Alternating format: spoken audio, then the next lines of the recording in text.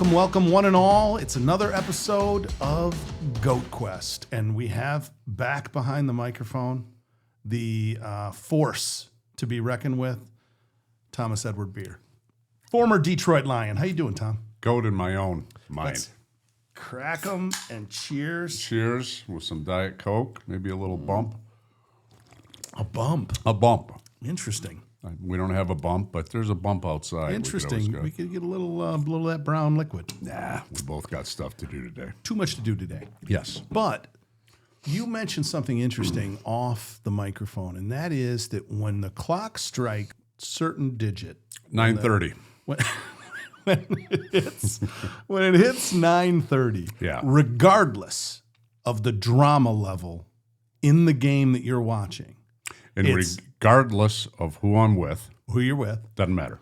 it's a pop of the gummy, Oh, yeah. Right. Little gummy. Yeah. pop of the gummy, I and don't abuse them. Just enough to, And- just enough to. so 2-minute drill. We're rocking and rolling. It's a 2-point game. They're trying to get into field goal range. They're dishing and diving. let's make it even better. It's the Super Bowl, and the Lions are in it. Lions are in the Super Bowl. Lions are in the Super Bowl. You know, I take that back. I might be able to make it up for that. But other than With a that, cup of coffee. NFC Championship, no. Come on, you see everything in the morning anyway, The right? NFC Championship game, 2-minute drill. You look up at the clock and go, well, that's it for me. You know what? I was with my son when the Lions went to the NFC Championship game a couple of years ago, and I did make it up for the whole game. It's kind of in context. I mean, if I'm near a bad, You did leave. I'm thinking about it. You did leave a night game with me.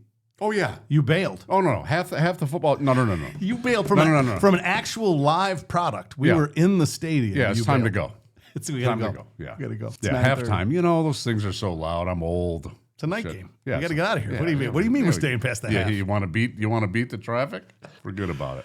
Well, considering that your Detroit Lions, of which you are an esteemed alum, the last two-way player, God knows what other records you You know, you hold. keep saying that. I'm not You really are the sure. last man to start Rodriguez. offensively, and he didn't start. Oh, He did not start. I did you start. started at I did fullback start the first and play. started at linebacker. yes. So live it, embrace it, Own it. own it. 4-1. Your Detroit Lions top the North, 4-1. The Packers, of course, decided to give away a draw, kissing their sister against the Dallas Cowboys. So the Packers are 2-1. The Minnesota Vikings are 3-2. We play them in a couple weeks. Still a tough division. The Bears are 500 at 2-2, so it's still amongst the toughest divisions in football. But I gotta say, when I look at the way that the NFC's 4 divisions are starting to mature, the NFC West, which it was just San Francisco's division for years, but the NFC West now is good and balanced. Seahawks, Rams, Cardinals. None of those games are easy. You want to play against that running quarterback from the Cardinals? No. Kyler Murray, former center. No. Do I want to play against Matt Stafford? No. No, and he's got weapons, and his defense is playing strong football. You know, it is nice about the NFL, though. There is a lot of parity. Just all these teams have the same amount of money. I mean, I still can't believe, like, even in baseball, Yankees have so much more money than everybody else, and how they cannot win. That's got to be maddening. Well, the comeback last night was I know. I'm just saying. I'm talking about how they're not just blowing every team out. Yeah. With all those pitchers. down and 2-1 to the Toronto Blue Yeah, Jays. down all those pitchers and the hitters, and it's just not fair. I shouldn't say it's not fair. That's capitalism, I guess. Yeah. But there's times that it's not fair. Yeah, Blue Jays were Right. up 2-0 Yeah. in the series, and Yankees miraculously came back from down 6-1. So Yankees kept a heartbeat alive, staying in football. Yeah, the way that this conference, I think you're going to end up, as much as people, the Philadelphia Eagles to me look beatable, as the New England Patriots proved. When you have a lower end, and Patriots are a winning team all of a sudden this year. Yeah. So let's put that into focus for a second. They are sitting there at 3-2, second place behind Buffalo in the AFC East. But when you look at the way that the NFC calls out, I do think you're going to have to go through one of those NFC West teams and verse on that defensive front for the Rams is an insanely good football player right now. And I would not put it past San Francisco as they get fully healthy to be right in the mix of it. And Seattle's got a heck of a football team. Yeah, the whole thing is tough. There's no laydowns in the NFL. I mean, I wouldn't even want to play the Cowboys. I'm still going to call the NFC South a doormat. I mean, I know people like Tampa Bay, and I know Atlanta has been the darling of up-and-comers for a while now. I don't see anybody coming out of the NFC South. Obviously, Philadelphia and Washington and Dallas has played very well, so the NFC East has got some balance. But I think it's coming out of the North and the West. I think so, too. Maybe the East. Yeah, I mean, just the next 3 games are tough for us. What are those games? We're at the Chiefs. Lions go to the Chiefs. Sunday night football, 8:20 p.m. Chiefs, a wounded animal. Lions are a 2.5-point underdog. I looked as far as what I saw this morning, so 3 points. Who do you like there? A wounded animal cornered in their home ballpark. I mean, I think you got to take the Lions. I just think our offense is clicking. Gough is very accurate. They're starting to mix in some trick plays here and there. They're not, Opened up the offense? Yeah, I think so. And I just think that no one can guard Amon-Ra St. Brown. If we lost him, I think it'd be a completely different offense. One player gone. Now, he's blocking. Running the football, I was surprised too. After that first game with Green Bay, I thought we were going to have offensive line problems all year. And they've played pretty well. Actually, Manu started last game. He had a couple times where he got beat. He got beat, with the pass rusher on the outside. But I thought he played fairly good. Yeah. For someone that wasn't supposed to play at all. Yeah. The speed affected him early. Yeah. But then he caught up. Yeah. I think mentally and physically he caught up to the speed of non-practice football in the NFL. I think both of our guards played great. I mean, obviously our right tackle's the best in the business. So Decker out, so we'll see the timeline on him coming back to solidify that. Both our corners out. Oh, both. I know, and a rakestraw's Rakestraw's been gone. Yeah, Rakestraw's been. Yeah, so when we were talking about earlier in the season, boy, we just got a plethora of DBs. I mean, how quickly. And Arnold's gone. Yeah, Arnold's gone. Yeah, exactly. And if one of those guys gets hurt, we're down to the third string. I have to say, and I know that people will debate this, and there are people who say, he's just young. I don't think losing Terrion Arnold is a huge hit. I don't think that Terrion Arnold was playing very good football. He was definitely not playing consistent football. He's one of the most penalized players in the NFL. He is, but you have to play that way now. I mean, you almost have to. You have to be very handsy, and you're going to get called. I like Amik Robertson. I think he plugs in a lot of places. I think so, too. But I don't know, something about he's got great feet. He's got great vision. He's a little handsy. He guards the number one guy. I mean, that's not a mistake. Our D coordinator isn't putting Terrion Arnold on the number one guy all day because it's a mistake. Yeah, I mean, these guys do the math. No question. I think from a standpoint of penalties, NFL defensive coordinators have looked at their corners and said, look, I'm going to take a couple PIs when I'm on an A-list receiver. Yeah. The handsiness almost looks like a math equation from the standpoint of, is the ref going to call it on every play? Correct. No, right. He's not. So I'm going to take X number of gambles thinking that I can get away with X amount. The key is you just can't have those on a play where Hutchinson sacks the quarterback, causes a fumble, gets the fumble, exactly. And it's just but now you can never know that that's going to happen. Life is timing, right?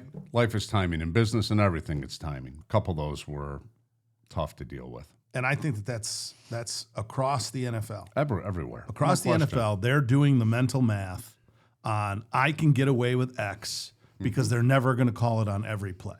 Yeah. So if I can skirt the line. Even Brian Branch, he's got a lot of penalties too, but he makes a lot of great plays. Well, our offense, I don't know if we're the most penalized team in football, but our offensive line also takes way too many penalties.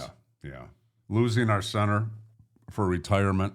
I am surprised how well we've played in the last 4 games and how well we've run the football. We got great running backs, don't get me wrong, but they can't make up for people missing blocks and, not blocking downfield, and our receivers block well. I just think we're going to be tough to beat. I don't care who we play. The Chiefs, though, I want to get back to the wounded animal. Okay. Playing at home, Mahomes has looked very good. He's got his full complement of receivers. They all look very good. The Chiefs are taking too many penalties. Look back to last year. How many times did the Chiefs win on a last-second drive? Or a bullshit penalty. 10 games? Or a bullshit penalty in the end zone. Exactly. This is the year. This is the year. If you play roulette, right? Yeah. This is the year that the ball's not falling on your spots, right? Correct. And they are not getting the calls, and it's turned into a 2-3 record. Let's not even go into the league make certain calls for certain teams and certain players, certain situations. I don't know. The Jordan rules apply to Patrick Mahomes. I don't know if I believe that. There was a couple times last year that it was bad. Oh, yeah. This was the statistic that stood out the most for me. He had exponentially more, like 5 times more PI extending drives than any other quarterback in the NFL. Yeah, where he'd run out of bounds and someone would push him pass interference extending drives, and then the unnecessary roughness or the push out of bounds. Yeah, but then got a lot of press. Then again, too, that's the way he plays, right? He plays it with such the ability to make plays when he's halfway down, right? Somebody's tackling him and he throws the ball. I think maybe that has something to do with it, the way he plays. But like Jared Gough, but their defensive backfield has taken way too many penalties. Yeah. I mean, they got Tranquil is having a fantastic season. Jones up front is almost unblockable. I mean, they still got some great players. Yeah. Karlaftis. I mean, we've talked ad nauseum about how good Spagnuolo is as a defensive coordinator, but on the back end, he's got DBs that are just taking too many penalties. Yeah. If they play clean, I think this goes right down to the wire. And it's a 2.5 point game. Yeah, it could be. It's a punt return for a touchdown. I would also take the Lions, but I take it begrudgingly. Yeah, I mean, I wouldn't put big dollars. Yeah, how do you have the Chiefs at home, must win, night game? It's the only game on TV, and you're going against Mahomes. Yeah, that's just tough. How about the Baltimore Ravens? Let's go from the top injuries to the bottom. Injuries. 1-4. I know. You could have taken a lot of money out of my wallet to try to bet where the Baltimore Ravens would be sitting after 5 weeks. If you were picking 1-4. When the Lions went there, I was saying to myself, I think they're going to lose by 20. Remember the last time? Was it 3 years ago when they went? They just ran the ball in the first 10 Their minutes. defense is playing horrible. They've got to have some injuries. That's now they got the LA Rams coming in. The LA Rams are good and they play well on the road. Joe, they could be 1-5. Is there a bunch of bad teams in the NFL? There's a couple maybe, but it's not Jacksonville anymore. No, right? They're no joke. The Miami Dolphins sitting at 1-4. The Baltimore Ravens sitting at 1-4. Maybe Miami. Miami's probably. I thought the Raiders would be much better. They're sitting at 1-4. There's a couple head scratchers over there. And then the Indianapolis Colts. You realize they should be 5-0. Yeah. They lost that game by the moron. Did you see the one game where they won, where the guy touched? So they went to kick the field goal. They touched the center. Right. Moved it up 15 yards and got a penalty. Moved it up 15 yards and then made it. That was so they had some good luck in their favor. Yes. But they absolutely had some bad luck in the moron flipping the ball out of bounds through the back of the end zone for the touchback, or they win that game too, and they're sitting here and undefeated. Yeah. The Indianapolis Colts playing in the first year without owner Jim Irsay, may he rest in peace. Yeah. So when you look around the NFL, it is ridiculous parity. Yeah. I thought the Bills had completely stepped out as a marquee, this is the one to chase. I thought, well, this might be one of those lookout Dolphins of the 1969, 71 Dolphins, whatever, the 72 Dolphins, whatever it is, the undefeated team. Bills lose to New England, the 500 New England Patriots. I know. Coming in with the new coach, and all of a sudden the Patriots have turned it around, and Drake May is a real deal quarterback in the NFL? I think that's it. I mean, there's no gimme games. There just isn't. Did you see the cash, the value of the New England Patriots put on it by this private equity deal that Robert Kraft just crafted? No pun intended. No, I did not see it. So he's selling, and I could be wrong. I could be fact checked Because on this. Dallas was the number one ranked team, right? 14 billion, So right? Was now it 14 billion? I think. And I don't think he got that valuation because the Dallas valuation I think was based on something Jerry Jones did off market, right? Okay. But this one is is going to be a publicized deal. Nope. I believe he's selling 8%, and I believe that it will set a valuation for them like somewhere in the neighborhood of $12 billion.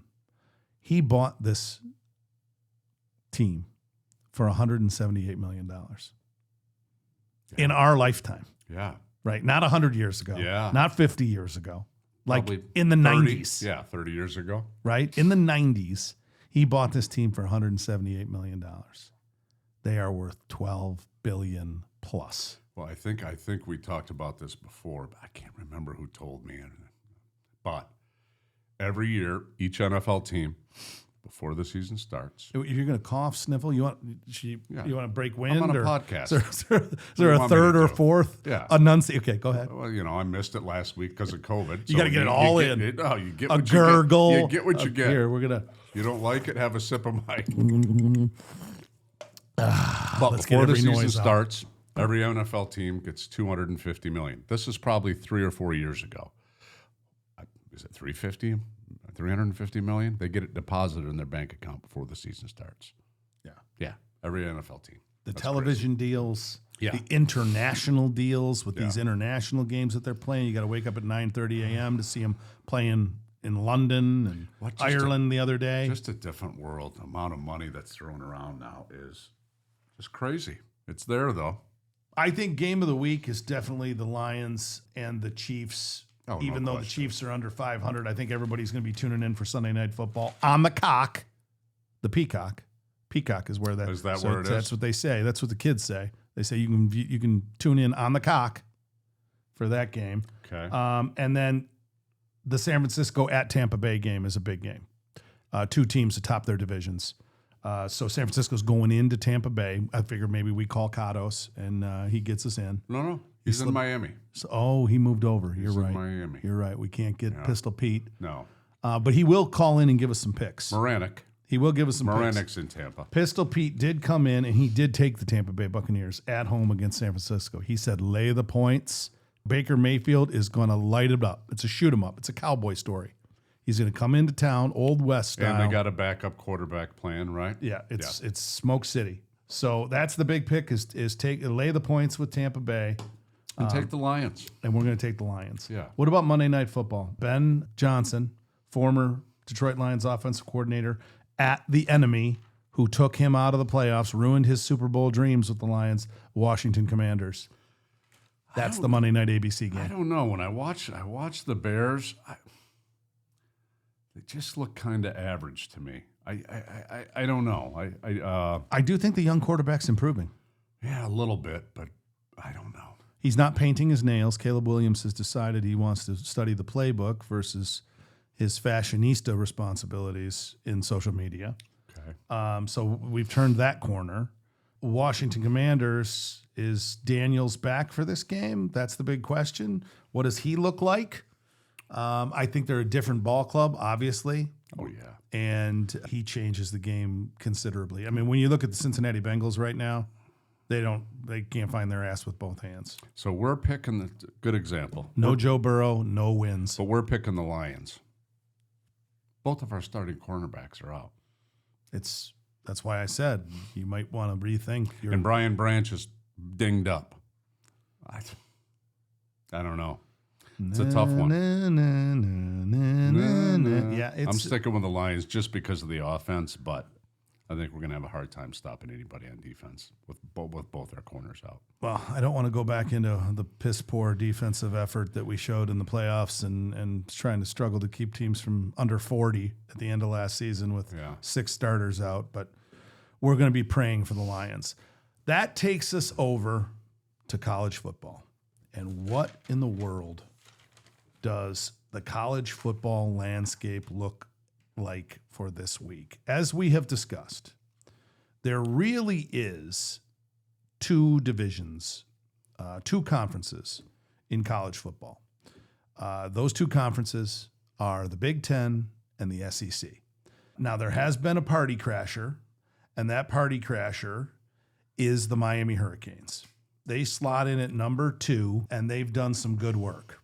So beyond the Miami Hurricanes, you've got to go all the way down to Texas Tech at 9, a 5-0 team that's played no one of consequence. True. So I think that is a facade number 9 ranking.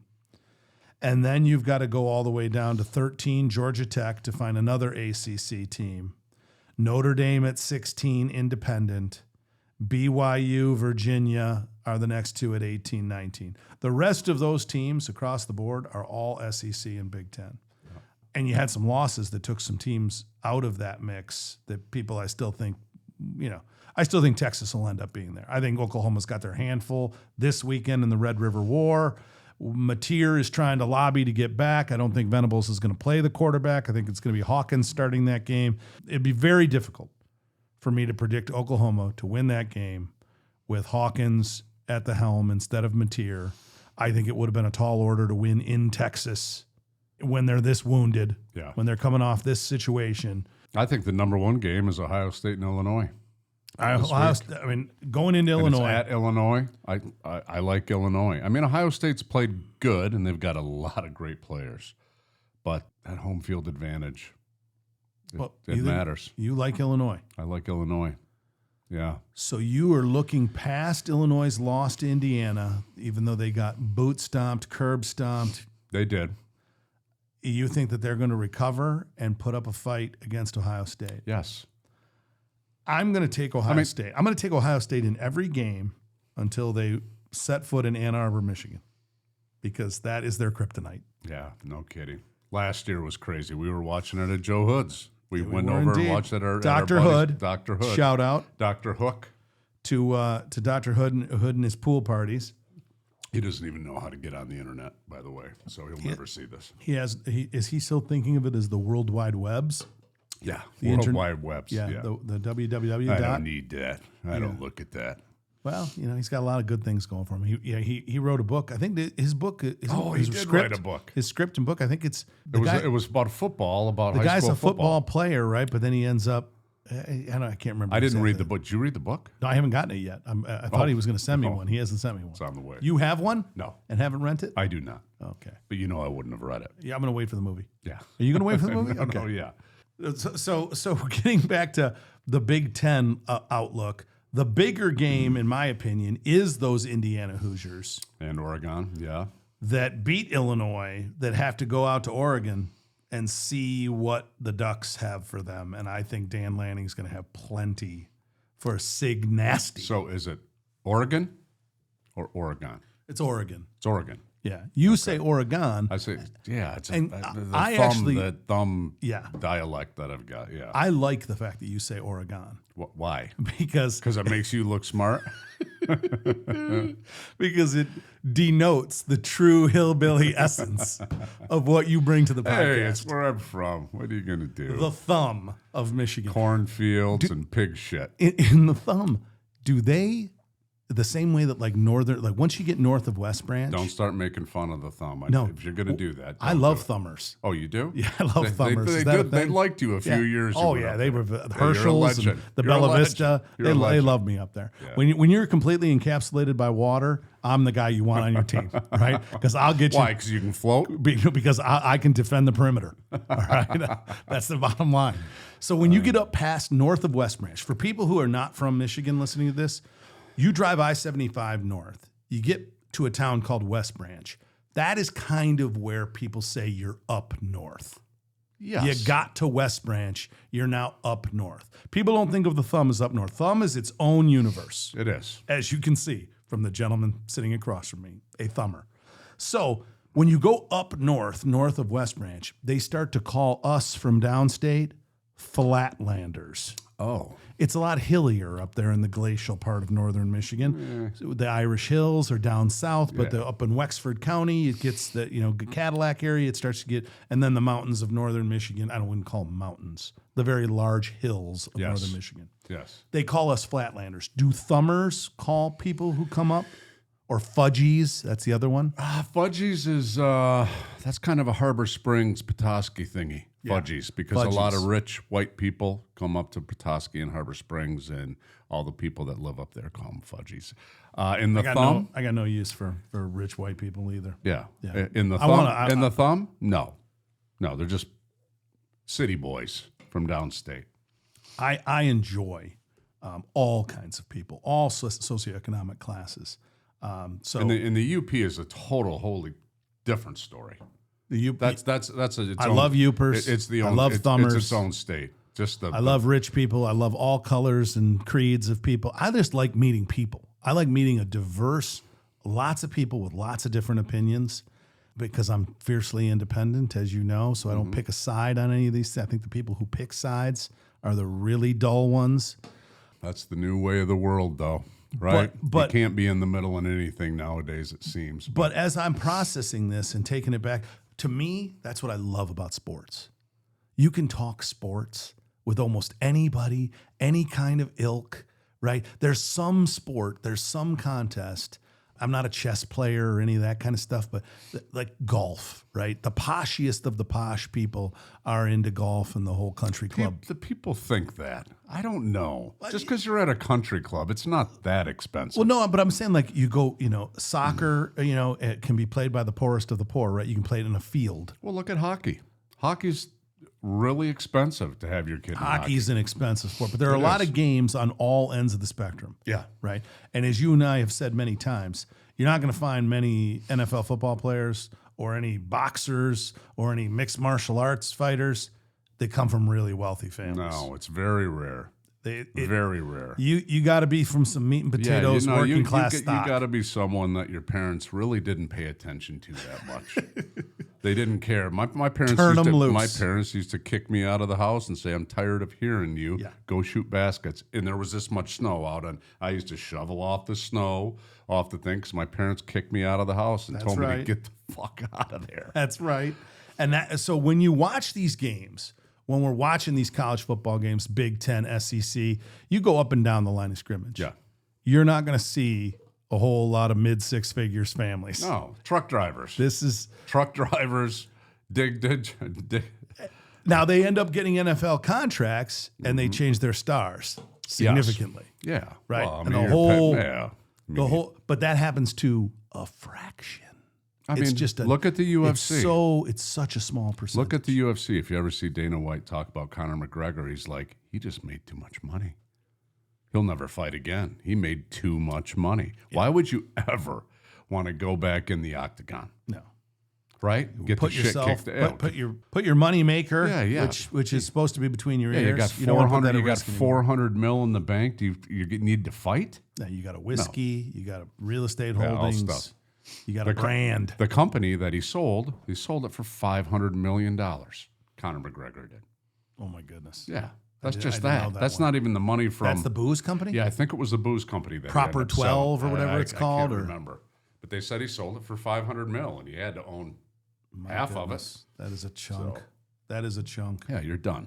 Night. Alabama goes to Missouri. Speaking of places where the socioeconomic index. That's a good game. Alabama's come back and actually played pretty well, besides the first game. At Missouri, number 14. We're going to find out if Missouri is what they think they is. I think Alabama's still got a lot of those athletes that were recruited back in the day. Simpson's starting to sling it. Oh, you see the offensive line, too? They're just monsters. Williams. They just look, maybe it's the outfit. They just look different than any other offensive line. Have you watched the Ryan Williams, the great receiver for Alabama? Oh, my God, is he so good. Absolutely. He's the best after catch runner of the football at the Even receiver better position. than the guy from my house, Smith. Yeah, I think he is. I think it's close. I think he's faster, but I agree with you. I mean, Smith is freakish, and I do think Smith is the best receiver overall. And here's why: when I watch Ryan Williams, and they've mentioned this on the broadcast, which is shocking to me that he hasn't addressed it. He catches the ball with his body a lot. Yeah, and they've mentioned it, like, hey, he's been trying to work to use his hands more. But he does it a lot, and it causes drops. Jameson Williams. Yeah. Yeah, he catches Letting it with get his into body, the body sometimes too. Jameson Williams does too. He's played great this year, don't get me wrong, and it's great having him as a threat, but he drops a few. Okay, where do you come up? Have you seen Amon-Ra St. Brown drop a ball? No. Me neither. I can't think of one. He might. Yeah, it's one. It might be a one. Maybe with someone draped all over him, maybe. Yeah, But not you, often. You don't see the DK Metcalfs of the world dropping balls that hit their hands. No. And that's what I'm talking about. Yeah. And actually, I want to flip over to that for a second because a former Michigan State Spartan and Florida State Seminole is now playing for the Buffalo Bills, and he got disciplined. This Keon Coleman thing. Oh. They suspended him for the first series, and he already got suspended for like a first quarter earlier. For what? For team dynamics. So it's something that's going on. He got in a fight? Well, I think he's late for things. That's the rumor mill. In the NFL? Yeah, give me the story. That's what I was going to ask. No, nobody's late, ever. Not when I played. So that is serious shit. Oh, you can't show up 5 minutes Antonio late. Brown. So normally when you get in the NFL, you have a team meeting first. You can't be late, right? Your team meeting's at 9, then you break off into your position, or then you break off offense, defense, and then you have a special teams meeting, then you break off with your linebackers or your running backs, whatever that is. I saw Barry, I heard, actually, it was before I was there, Barry came in late to one meeting. Did you ever see this when Rob Porcher was up there? Oh, yeah. Did you see this when Wayne was sitting there? Yeah. And Wayne's like, he'll be fine.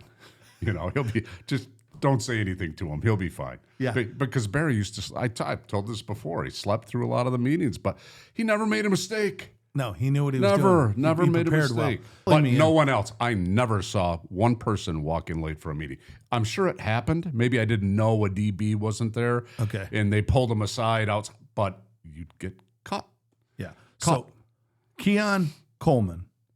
And he's a first round pick and a starter. It's a different deal. But he would have known going in these two situations that this is a non-starter. There's no way he could have got confused about what the consequences were going to be for him being late for meetings. Oh, no. That's what you're saying. No, in the NFL, there are very serious consequences that everybody knows about going in. Yes and no.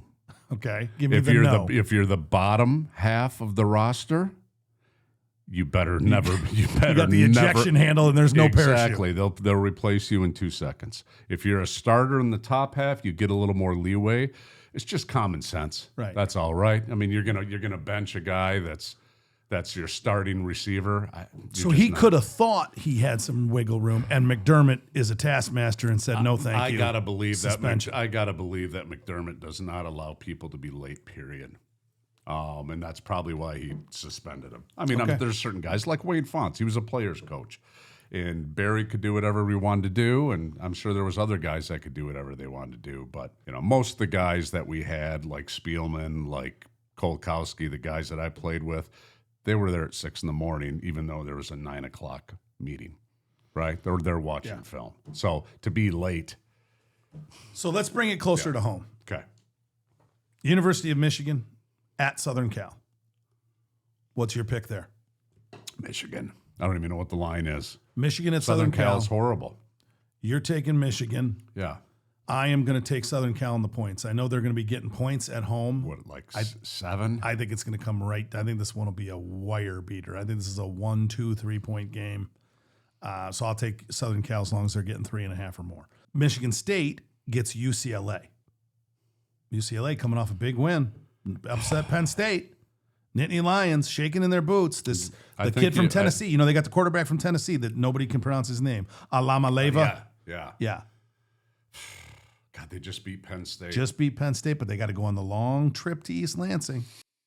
The games that I've seen on Michigan State, they have not played that well. I really don't like the quarterback. They brought the new quarterback in. Yeah, I know. He played the last couple series. But you're going to rely on that. Running game's kind of been non-existent. Yeah, they got to get Frazier going. Yeah.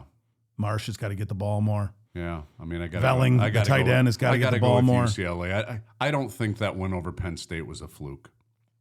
I think they've got good players, and I think they've got a new coach. And you know what it's like when you get a new coach. Sometimes it's a breath of fresh air, and you reset everything, and you're running different defense and a different offense that maybe fits you for some reason. We got to move over to baseball because the Tigers are still here. I am also going to take UCLA in that game, but I will.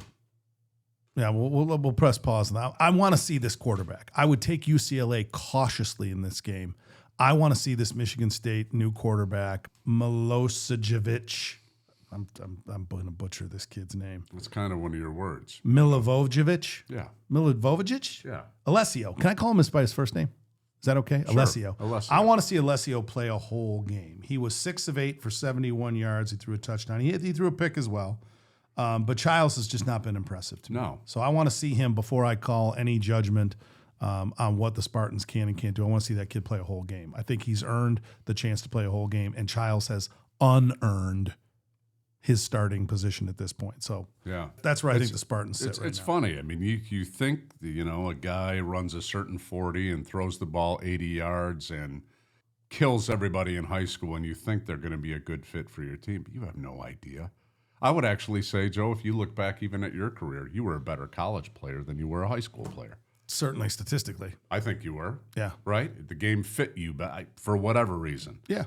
I mean, It was your, 4.95, 5.95, 40 speed, maybe. Better offensive situation. Just the offense Yeah. was built around me instead Correct. of having Dwayne Carter going to Ohio State and Yeah. Nate Bush going You to actually- Akron, you had- and you Gary had- Morris getting drafted by the Detroit Tigers. And I mean, I was surrounded by studs who were Yeah. all more fiercely recruited than I was Yeah. in high school. Yeah, and Right. everybody matures at a different rate. But, I mean, there's a lot of guys you see get in the NFL, and the game just doesn't fit them.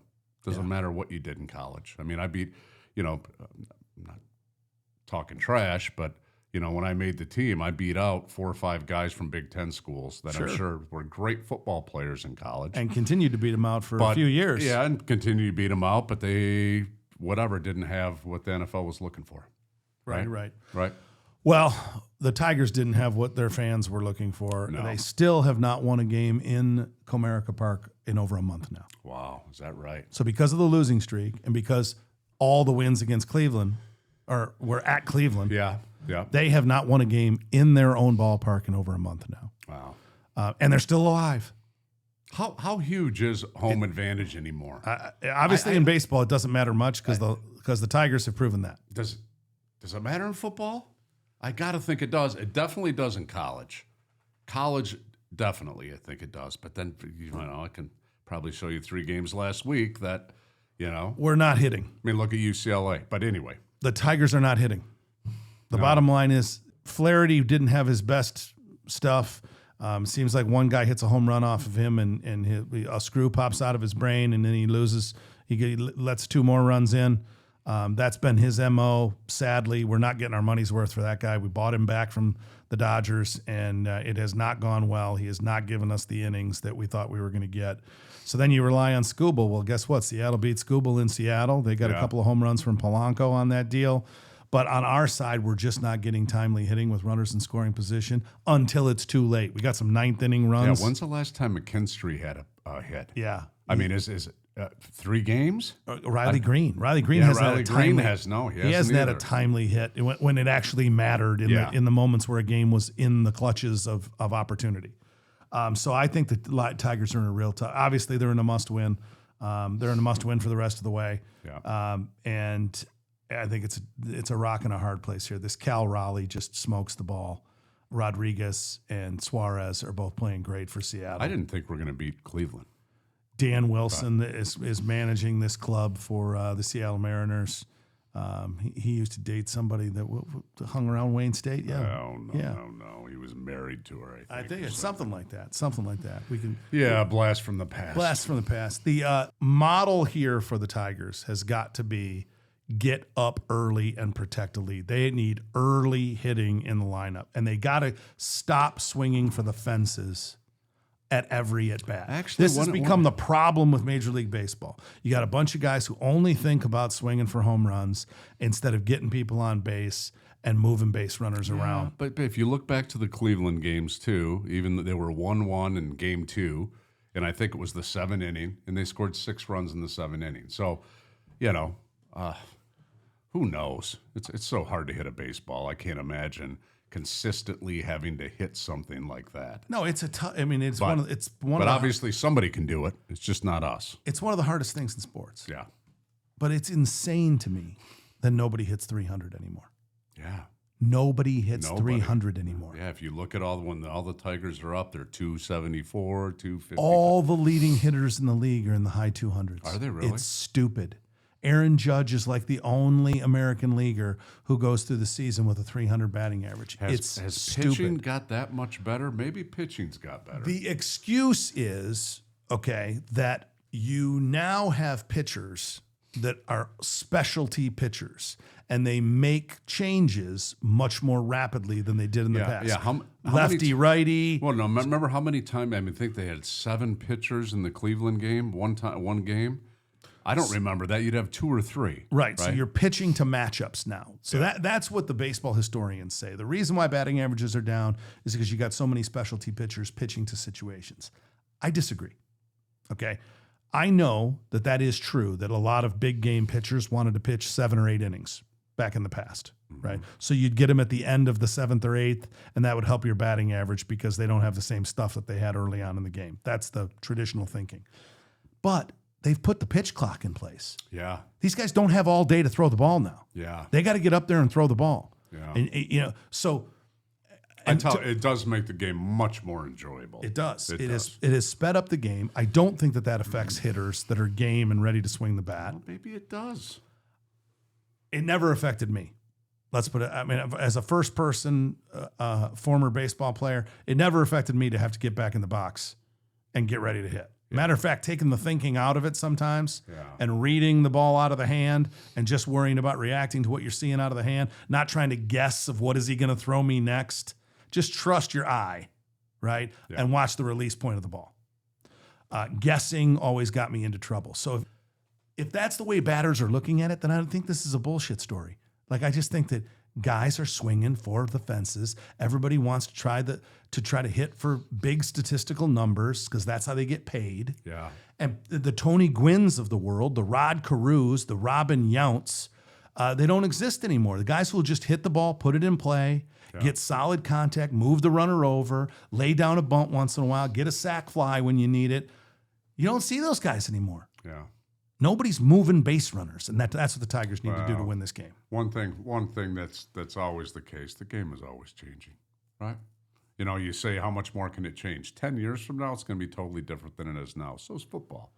They just come out with new rules and new ways of doing the business and playing the game. So let's get to our list because we gotta have a Mount Rushmore here. We gotta have a list. Best clutch baseball players. Best clutch players that you have seen. Give me your most clutch player. At least give me one. Probably Tony Gwynn. Tony Gwynn? Yeah. Never won a World Series, but a lot of clutch hits. A lot of game-winning hits. I can't remember the stat, but Nolan Ryan faced him so many times, and I think he struck him out like 3. Yeah. Out of I can't remember how many. I think it was. Maddox, Glavine, and Smoltz all combined struck him out like 3 times or something. Yeah. Tony Gwynn was a huge clutch hitter and hit for average. I would say David Ortiz in the most recent history, the big hits that he got for the Red Sox stand out in a lot of people. Derek Jeter for sure. Massive performances for the Yankees as both a clutch hitter and a clutch plays in the field. Yes. Mr. October for the Yankees was Reggie Jackson. He had the big hits in 77 and I think 81. There's lots of Kirk Gibson. is Tigers against Gossage. And then who did he hit? Eckersley is who he hit the Dodgers home run off of, right? Huge hits. But Albert Pujols for the Cardinals had massive hits in the clutch. More recently, Lance Berkman for the Astros. The best was Barry Bonds, but he wasn't even clutch. He was just good. Well, he was clutch. He was clutch too, but he was all around. He was everything. Yeah, he was everything you ever wanted. Yeah. For the Tigers, in Detroit Tigers history, I think we'd be remiss without mentioning the 1968 3-win performance of Mickey Lolich in the World Series. He had 3 wins, 1 pitcher, in 1 7-game series. Yeah, right. That'll never get done again. No. And Madison Baumgartner did something. He had an amazing run with the San Francisco Giants. For me, the clutchest player, the player that I never wanted to see on the television screen coming into a game was Mariano Rivera, the closer. Yeah, the closer. Because other than one time in the history of that was the end of the game. Yeah. He had 1 blown save, I think, in his playoff career. Yeah, amazing. And it was a long one. So I'm gonna put Mariano Rivera. Are you going with Kirk Gibson? Yeah, I'd say so. We'll throw Reggie Jackson on there with Mr. October and David Ortiz, and that rounds out with Derek Jeter. That rounds out a plus section of our clutchest players all time. Those are the GOATs. Going into October, we're in October. Can the Tigers get a clutch performance? Who would you think it's going to be that steps up and gets us a win tonight? This game will be over by the time we air this. Riley Green is so due. You think Riley Green, the bearded magnificent? Yeah, I think so. Or McKinstry. Somebody's got to come through and get hot. That hasn't been hot in a couple weeks. I think it's going to be Spencer Torkelson. I think Torkelson is going to unleash tonight, and that's what's going to help the Tigers get this series back to Seattle. Okay. Are you good with that? I'm good with that. One more Goat Quest episode in the books. I want you, each and every one of you that's listening in, if you're watching, if you've been burdened with having to see our faces on camera. Burdened.